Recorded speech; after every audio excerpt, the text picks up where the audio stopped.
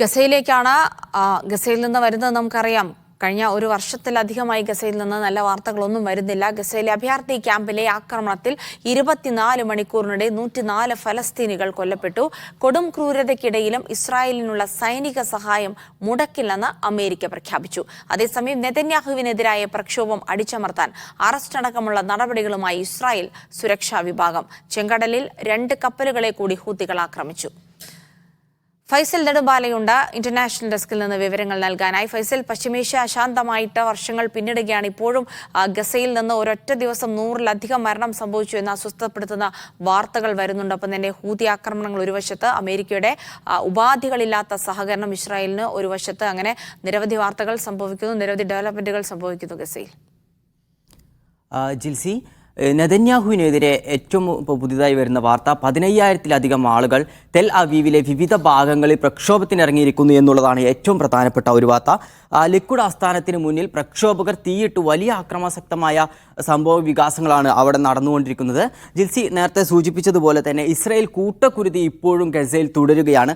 കഴിഞ്ഞ 24 മണിക്കൂറിനിടെ 104 ആളുകളാണ് അവിടെ കൊല്ലപ്പെട്ടത്. 200-ലധികം ആളുകൾ പരിക്കേറ്റിട്ടുണ്ട് എന്നുള്ളതാണ് ഇസ്രായേൽ കൂട്ടക്കുരുതിയിൽ ഇപ്പോൾ നടന്നുകൊണ്ടിരിക്കുന്ന സംഭവം. ഷാദി, തൂഫ എന്നിവിടങ്ങളിൽ 54 പേരാണ് കൊല്ലപ്പെട്ടത്. 200-ലേറെ പേർക്ക് ഇവിടെ പരിക്ക് പറ്റിയിട്ടുണ്ട്.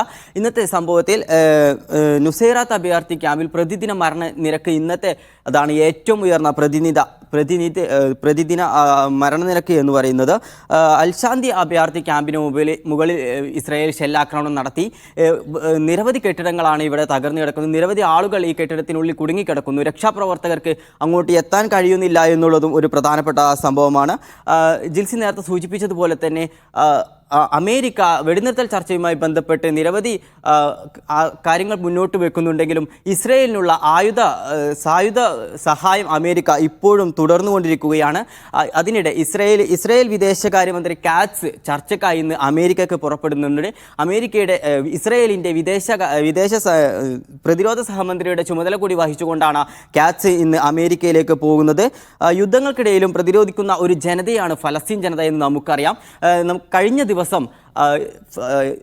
ഫലസ്തീനിലെ വിദ്യാർത്ഥികൾ ഹയർ സെക്കൻഡറി പരീക്ഷ എഴുതേണ്ട അവസാന ദിനമായിരുന്നു ഇന്നലെ. എന്നാൽ 39,000-ലധികം വരുന്ന വിദ്യാർത്ഥികൾക്ക് പരീക്ഷ എഴുതാൻ കഴിഞ്ഞില്ല എന്നുള്ള ഒരു സങ്കടകരമായ വാർത്തയും ഫലസ്തീനിൽ നിന്ന് വരുന്നുണ്ട്. ജിൽസി. ശരി, ഫൈസൽ നെടുമ്പാലയാണ് ഇന്റർനാഷണൽ ഡെസ്കിൽ നിന്ന് വിവരങ്ങൾ നൽകിയത്. ഗസയിൽ ആക്രമണം തുടരുമ്പോഴും നെതന്യാഹുവിനെതിരെ വലിയ പ്രക്ഷോഭം ഇസ്രായേലിൽ കൂടെ നടക്കുകയാണ്. പക്ഷെ അത് അടിച്ചമർത്തി മുന്നോട്ട് പോകാൻ തന്നെയാണ് നെതന്യാഹുവിന്റെ തീരുമാനം എന്നുള്ളത് കൂടിയാണ്. അമേരിക്ക അതിനെല്ലാ സഹായ സഹകരണങ്ങളും ആയുധങ്ങളും പണവും ഒക്കെ നൽകി ഇസ്രായേലിനൊപ്പം ഉണ്ട് എന്നുള്ള വാർത്തകൾ കൂടി വരുന്നുണ്ട്.